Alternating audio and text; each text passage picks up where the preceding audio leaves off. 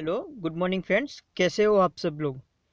मेरी channel info in the depth में आप सभी का स्वागत है। और इस चैनल में मैं आपके समक्ष हर बार कुछ ना कुछ नया हेल्थ रिलेटेड टॉपिक्स लेके आऊँगा और उस हेल्थ रिलेटेड टॉपिक के बारे में डिटेल में आपको इन्फॉर्मेशन दूंगा। तो आज मैं आपके समक्ष लेके आया हूँ अल्सरेटिव कोलाइटिस, जो पूरे विश्व में अराउंड 10 मिलियन लोगों को एक्टिव डिसीज़ है। और इसके बारे में आपको डिटेल में इन्फॉर्मेशन देता हूँ। तो शुरुआत करते हैं हम इससे कि पहले हम जान लेते हैं कि अल्सरेटिव कोलाइटिस है क्या। अल्सरेटिव कोलाइटिस को हम हिंदी में ऐसा बोल सकते हैं कि बड़ी आंत जो हमारी रहती है, लार्ज इंटेस्टाइन, उसमें इन्फ्लेमेशन मतलब कि सूजन आ जाती है और उसमें अल्सर हो जाते हैं। ये एक लॉन्ग टर्म मेडिकल कंडीशन है। और जो हमारा इनर मोस्ट लाइनिंग रहता है लार्ज इंटेस्टाइन का और जो कोलन का भाग रहता है वो वहाँ पे, तो वो इन्फ्लेम्ड हो जाता है और वो उसके अंदर वहाँ से लॉन्ग टर्म कंडीशन की वजह से वहाँ पे अल्सर होना स्टार्ट हो जाता है। और जो लोग पेशेंट है उनको बहुत तकलीफ होती है, क्योंकि उन लोगों को स्टूल में भी ब्लड आना स्टार्ट हो जाता है, तो बहुत पेनफुल होता है ये। और डायरिया, लूज मोशन तो रहता ही है कॉन्स्टेंटली। अभी इसका देखते हैं कि इसका कॉज क्या है, इसका कारण क्या है कि ऐसी कंडीशन होती है।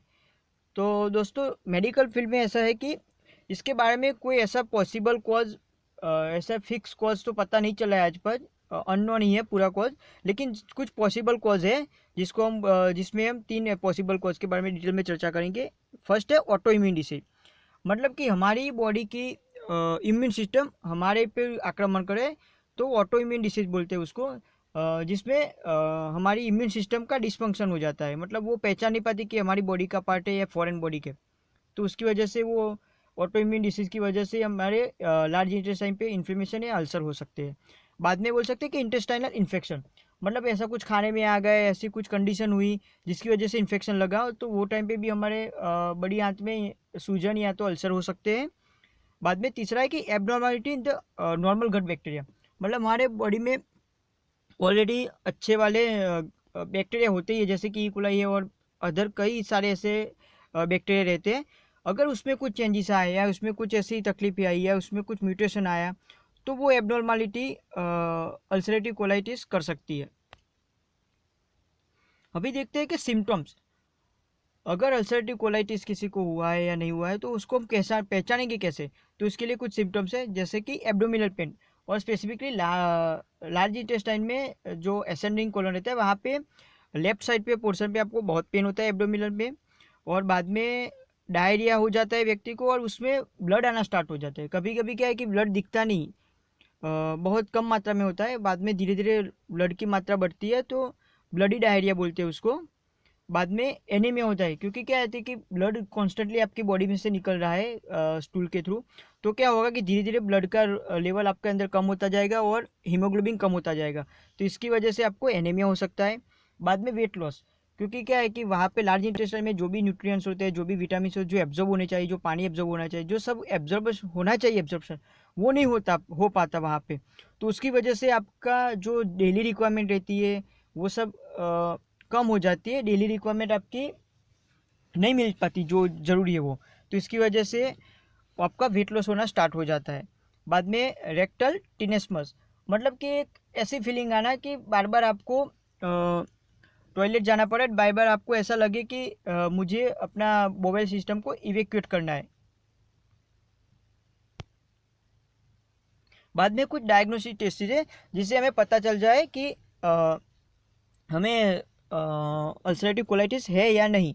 तो वो लैब के थ्रू हम पता कर सकते हैं, जिसमें एक ब्लड टेस्ट में टोटल ब्लड काउंट का टेस्टिंग किया जाता है, ईएसआर का टेस्टिंग किया जाता है। बाद में दूसरा टेस्ट है एफओबीटी टेस्ट, मतलब कि फिकल ऑकल्ट ब्लड टेस्ट। मतलब उसमें कभी कभी क्या होता है कि फिकल के अंदर ब्लड होना होता है, लेकिन वो इतना कम मात्रा में रहता है कि हमें पता नहीं चलता, और हमारी आंखों से वो हम देख नहीं पाते कि उसमें ब्लड है कि नहीं। तो वो टेस्ट से हम पता कर पाते हैं कि अंदर छुपा हुआ ब्लड है कि नहीं, तो उससे हम पता कर सकते हैं, जिसमें स्टूल का टेस्टिंग किया जाता है। बाद में तीसरा है कोलोनोस्कोपी स्क्रीनिंग, मतलब कि कोलोनोस्कोप एक एंडोस्कोपिक इंस्ट्रूमेंट रहता है जिसमें कैमरा रहता है, बाद में लेंस रहता है, और नाइट्रोजन गैस के रिलीज़ के लिए, जो कि उसके मूवमेंट के लिए मदद करता है, उसके वो सब रहता है, जिसकी वजह से हम उसको हमारे कॉलम के थ्रू, रेक्टम के थ्रू हम उसको कोलोनोस्कोप को इंसर्ट करते हैं बॉडी के अंदर, और वीडियो के माध्यम से हम उसको देख सकते हैं कि कहाँ पे लेसन हुआ है, कहाँ पे कुछ प्रॉब्लम है, क्या कितना अल्सर है, कुछ पॉलिप तो नहीं हुआ है कुछ, वो सब हम उसके एंडोस्कोप के थ्रू, कोलोनोस्कोप के थ्रू देख सकते हैं। मतलब उसके हिसाब से हम उसको डायग्नोस कर सकते हैं। बाद में वो है एक और है फ्लेक्सिबल सिग्मोइडोस्कोपी, जिसपे फ्लेक्सिबल सिग्मोइडोस्कोप यूज़ होता है, और हम उसका उसी तरह से एग्जामिनेशन करते हैं।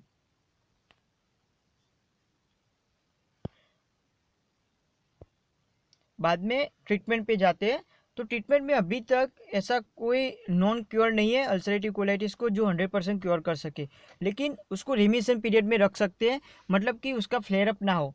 क्या होता है कि हम सिम्टोमेटिक ट्रीटमेंट लेते हैं मेडिकल प्रैक्टिशनर के थ्रू, तो वो सिम्टम्स को कम कर देता है, इन्फ्लेमेशन को दूर कर देता है, ताकि हमारा जो स्टूल में ब्लड आना होता है वो बंद हो जाता है, और हमारी लाइनिंग थोड़ी बहुत ठीक होनी स्टार्ट हो जाती है, हीलिंग होना स्टार्ट हो जाता है। लेकिन ऐसा नहीं कि वो आपको क्योर हो गया। जब आप ऐसा कुछ खाएंगे या तो कुछ ऐसे बॉडी का ट्रिगर चीज़ें रहती है जो अल्सरेटिव कोलाइटिस को ट्रिगर करती है, या तो कुछ ऐसी मेडिकल आपने कुछ दवाइयाँ ऐसी ली जो पेन किलर रहती है या कुछ ऐसा लॉन्ग टर्म के लिए, तो वो फिर से फ्लेयर अप होना स्टार्ट हो जाता है, और आपको फिर से अल्सरेटिव कोलाइटिस हो सकता है। मतलब उसका 100% कोई क्योर नहीं है। लेकिन डॉक्टर क्या करते हैं, उसका मेन गोल ये रहता है कि पेशेंट को उनकी इम्यून सिस्टम रेगुलेट कराते हैं, और उनके जो सिम्टम्स रहते हैं वो दूर करने के ट्राई करते हैं। और जो ट्रीटमेंट रहते हैं वो सीवियरिटी पे रहता है, कि सपोज किसी को अल्सरेटिव कोलाइटिस है, लेकिन किस तरह का है, माइल्ड है, मॉडरेट है या सीवियर है। सपोज माइल्ड है तो सिर्फ और सिर्फ अमीनो सैलिसिलेट से भी काम हो सकता है, लेकिन मॉडरेट हो तो उसमें साथ कोर्टिकोस्टेरॉइड भी देना पड़ता है, लाइक पेडनिसोलोन वो सब। और जो सीवियर हो तो साथ में इन सब के साथ में बायोलॉजिकल एजेंट भी दिए जाते हैं। और अभी और ये सीवियर हो गया है तो भी करना पड़ता है, क्योंकि उससे जो पूरा जो इन्फेक्टेड पार्ट रहता है, या पूरा जो इन्फ्लेम्ड पार्ट रहता है कोलोन का या लार्ज इंटेस्टाइन का, वो सबको वो रिमूव करना पड़ता है।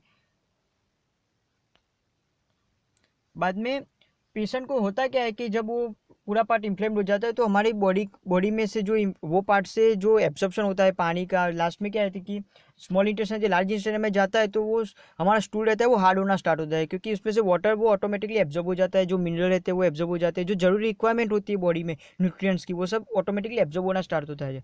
लेकिन होता क्या है अल्सरेटिव कोलाइटिस में, जब ये कोलाइटिस होता है तो आपका जो इंटेस्टाइन रहता है, लार्ज इंटेस्टाइन, वो उसकी कैपेसिटी कम हो जाती है, क्योंकि वो वहाँ पे इन्फ्लेमेशन हो गया है, वहाँ पे अल्सर हो गए, तो ऑटोमेटिकली उसका जो इनर का लाइनिंग रहता है वो एब्जॉर्ब नहीं कर पाता, तो स्टूल में ही पानी रह जाता है। बाद में वो जो माइक्रो न्यूट्रिएंट होते हैं या तो कुछ जो हमारे ज़रूरी मिनरल्स होते हैं वो सब वहाँ पे एब्जॉर्ब नहीं हो पाते, तो बॉडी को वो मिल नहीं पाते, और वहाँ से उसकी इसलिए उसके से डेफिशिएंसी स्टार्ट हो जाती है हमारी बॉडी में।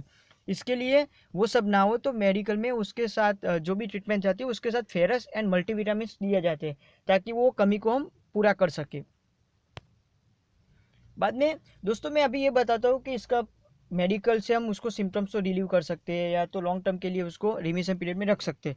लेकिन आप वही मेडिकल के साथ ये कुछ मैं नेचुरल वेज बताता हूँ, जिसके यूज़ करने से आप अपने कोलाइटिस को दूर रख सकते हो अपने से, और आप अच्छी लाइफ जी सकते हो विदाउट सिम्टम्स।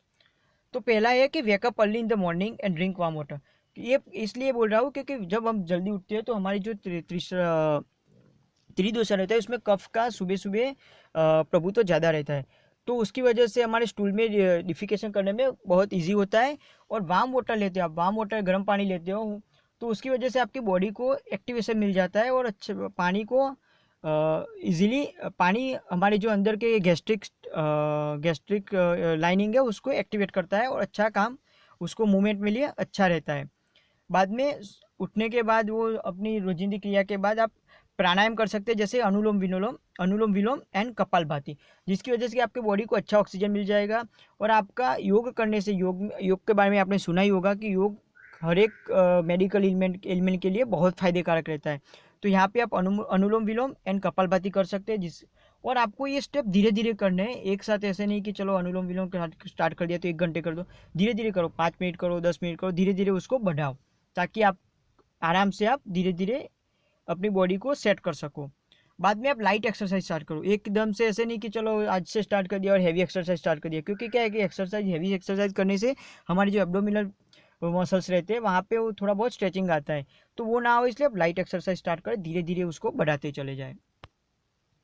बाद में मॉर्निंग वॉक। मॉर्निंग वॉक में आप क्या कर सकते हैं कि सुबह सुबह जब ये योगा वो सब बाद में मॉर्निंग वॉक पे जाते हैं तो आपको फ्रेश हवा मिलती है और आपकी जो बोवेल मूवमेंट होती है वो अच्छी तरह से होना स्टार्ट हो जाती है, तो आपको बोवेल को अच्छा राहत मिल जाता है वहाँ पे। बाद में avoid milk and other milk products if lactose intolerance, मतलब कि आपको लैक्टोज इंटॉलरेंस है। काफ़ी कुछ लोगों को जो भी अल्सरेटिव कोलाइटिस रहता है उन इनमें से 60-70% को लैक्टोज इंटॉलरेंस होता ही है, मतलब कि वो मिल्क या मिल्की प्रोडक्ट को पचाने में सक्षम नहीं होते, तो उनको पचने में बहुत दिक्कत आती है। तो आपको क्या रहता है कि अल्सरेटिव कोलाइटिस है तो ऑलरेडी आपके इंटेस्टाइन को ज़्यादा तकलीफ हो रही होती है, तो आप मिल्क या मिल्क प्रोडक्ट हो सके तो अवॉइड करें या तो बहुत कम मात्रा में लें। बाद में कॉफ़ी को बहुत कम मात्रा में लें, क्योंकि कॉफ़ी से क्या होता है कि कॉन्स्टिपेशन करता है। तो क्या है कि कॉन्स्टिपेशन करता है तो जो मसल मूवमेंट है वो ज़्यादा हो जाती है, तो इसकी वजह से आपको इंटेस्टाइनल प्रॉब्लम और पेन होता है वहाँ। बाद में एक अच्छा सा एक वे है पोमग्रेनेट को खाना, मतलब पोमग्रेनेट के जो सीड्स रहते हैं, दाने रहते हैं, उसको आप चबा चबा कर खाते हैं तो बहुत ही बढ़िया उसका रिजल्ट मिलता है। अल्सरेटिव कोलाइटिस के लिए वो बहुत बहुत मतलब बहुत फायदेकारक रहता है, क्योंकि उसके अंदर एंटी इंफ्लेमेटरी एक्शन रहती है।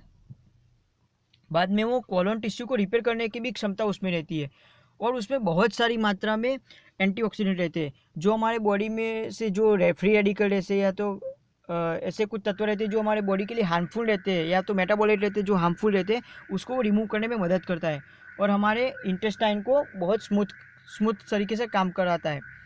मतलब और आगे बढ़ते हैं तो बटर मिल्क, आपको दोपहर को लंच में एक ग्लास बटर मिल्क पीना ही चाहिए, क्योंकि उससे बटर मिल्क से बहुत बहुत फायदे हैं, क्योंकि उसमें आप मिल्क या मिल्क प्रोडक्ट ले नहीं पाते तो आपकी जो कैल्शियम रिक्वायरमेंट रहती है वो कम हो जा, बॉडी के लिए जो रिक्वायरमेंट है वो आप ले नहीं पाते। तो एक ऐसा दूसरा रिसोर्स है जो अल्टरनेटिव ऑप्शन है वो है बटर मिल्क, जिसमें हाई कैल्शियम रहता है, रिबोफ्लेविन भी अच्छा रहता है, और वो बटर मिल्क क्या करता है जो हमारी इंटेस्टिनल वॉल रहती है उसको स्मूथ करने का काम करता है, तो हमारी मूवमेंट जो बोवेल की मूवमेंट है वो या वो सब अन्न जो हम खाते हैं उसकी मूवमेंट इजीली हो पाती है। बाद में बटर मिल्क जो लैक्टोज इंटॉलरेंस पेशेंट रहते हैं उनके लिए तो बहुत फायदेकारक रहता है एज अ कैल्शियम सप्लीमेंट। बाद में कर्ड और योगर्ट, आपको एक कप कर्ड या योगर्ट दिन में खाना ही चाहिए, क्योंकि उसके अंदर बहुत सारी मात्रा में प्रोबायोटिक्स रहते हैं जो हमारे आंतों के लिए बहुत फायदेकारक रहता है, और वो क्या करते हैं कि जो इन्फ्लेम्ड इंटेस्टाइन रहता है उसको स्मूथ करने का और उसको अच्छे बैक्टीरिया देते हैं, जिसकी वजह से हमारे आंतों में अच्छे बैक्टीरिया की वजह से जो मल्टीविटामिन या तो जो हम बोलते हैं B12 प्रोडक्शन होता है या तो दूसरे कई सारे प्रोसेस इंटेस्टाइन में रहते हैं उसको इजीली हो सकती है। बाद में बिल्व, आपने बिल्व पत्र का नाम सुना कि वहाँ पे उसका फ्रूट होता है जो बिल्व, उसको बोलते हैं फ्रूट को बिल्व, और वो अमृत के समान है गैस्ट्रिक प्रॉब्लम के लिए, या आयुर्वेद में भी दिखाया गया है कि वो अमृत के समान है बिल्व। उसका जो अनराइप फ्रूट रहता है, मतलब जो पूरा पका ना हो, वो फ्रूट कैसे भी कोई भी डिसऑर्डर हो जो वात या कफ से आयुर्वेदिक में बोलते हैं उसको होते हैं, तो उसको क्योर करने में बहुत फायदेकारक होता है, और जो हमारी डाइजेशन सिस्टम रहती है उसको वो स्ट्रेंथन करने का काम करता है। और मार्केट में बहुत सारे बिलवादी चूर्ण ऐसे बहुत सारे चूर्ण और टेबलेट मिलती रहती है, तो आप उसको यूटिलाइज कर सकते हैं अपने डॉक्टर्स को कंसल्ट करने के बाद। बाद में दूसरा एक टॉपिक है दूसरी एक चीज़ है spicy food and oily food. आपको अल्सरेटिव कोलाइटिस जब एक्टिव हो या तो फ्लेयर अप हुआ हो तो आप वो टाइम पे spicy food and oily food को अवॉइड करें, क्योंकि उसके वो क्या होता है कि वो फ्लेयर अप करता है, जो हमारे जो सिम्टम दिखने बंद हो जाते हैं वो, और या तो जो दिखते हैं उसको बढ़ावा देता है, इसकी वजह से आपको प्रॉब्लम होनी ज़्यादा प्रॉब्लम हो जाती है, तो आपको ट्राई करें कि spicy food and oily food को अवॉइड करें। बाद में जो भी डाइट ले उसमें ग्लूटेन फ्री है या तो बहुत कम ग्लूटेन वैसे खाना चाहिए, क्योंकि ग्लूटेन हमारे अल्सरेटिव कोलाइटिस को बिगाड़ने का काम करता है। बाद में जब आप डिनर करते हो तो उसके बाद एटलीस्ट 30 मिनट्स का वॉक करिए, जिसकी वजह से जो भी हमने खाया है उसको बॉवेल मूवमेंट मिल जाए और वो इजीली पास हो सके स्टमक के थ्रू, स्मॉल इंटेस्टाइन में वो आगे बढ़ सके। और डिनर और बेड टाइम का गैप 2 आवर्स का होना ही चाहिए, क्योंकि उससे क्या होता है कि डाइजेशन को अच्छा सा हो जाता है और जो स्मॉल इंटेस्टाइन में जो स्टमक में कंटेंट खाया हुआ है वो स्मॉल इंटेस्टाइन में जा पाता है। तो जब सोने जाए खाना खाने के बाद रात को, तो उसके बीच में 2 घंटे का गैप रखे। बाद में लास्ट है स्ट्रेस मैनेजमेंट।